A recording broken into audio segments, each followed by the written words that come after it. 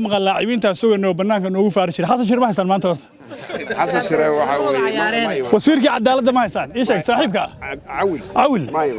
horta wasiiradii aan raadinaynay maanta labada wasiir bilad baan siinaynaa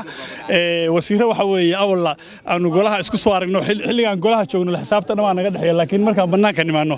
ciyaar saaxiibtinimo ma celinaya ciyaartay maanta ciyaareen wasiir galan ciyaar fiican buu ciyaaray laakiin waxaad ogaataan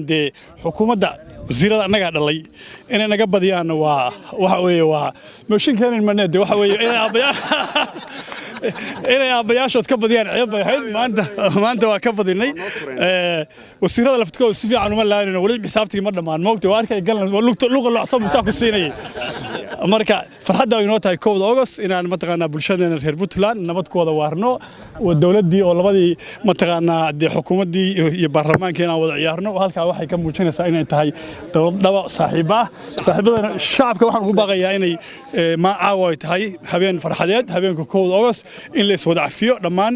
anaguna si gaar ah waxaan ugu codsanayaa dhalinyaro magacii bixiseen inay iga daysan bismillaah alxamdulillah aad baan ugu faraxsanahay galabta ciyaar qurux badan oo ciyaar saaxiibtinimo ka dhacday garoonka golaha xukuumadda iyo wuxuu ka dhaxeeyay golaha shacabka walow golaha shacabku ay aad moodid in ay ciyaaryahanno aan golaha ka tirsanayn oo fara badan ku soo dareen oo dhalinyaro ah oo ama gobolada ka ciyaara ama heer koowaad ka ciyaara haddana ciyaar qurux badan oo aad hufan baanu ciyaaray waana laga badiyay oo 5 iyo 6 bay ku dhamaatay laakiin uma ciil qabno mar haddaanu si fiican u ciyaaray iyagii oo aan isku kalsoonayn oo rag kala keensadayna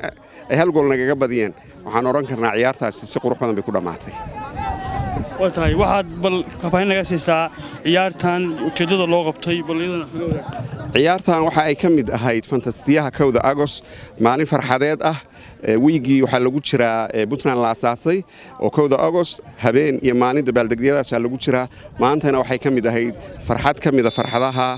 oo aan bulshada la wadaagin aad baan u mahadsantihiin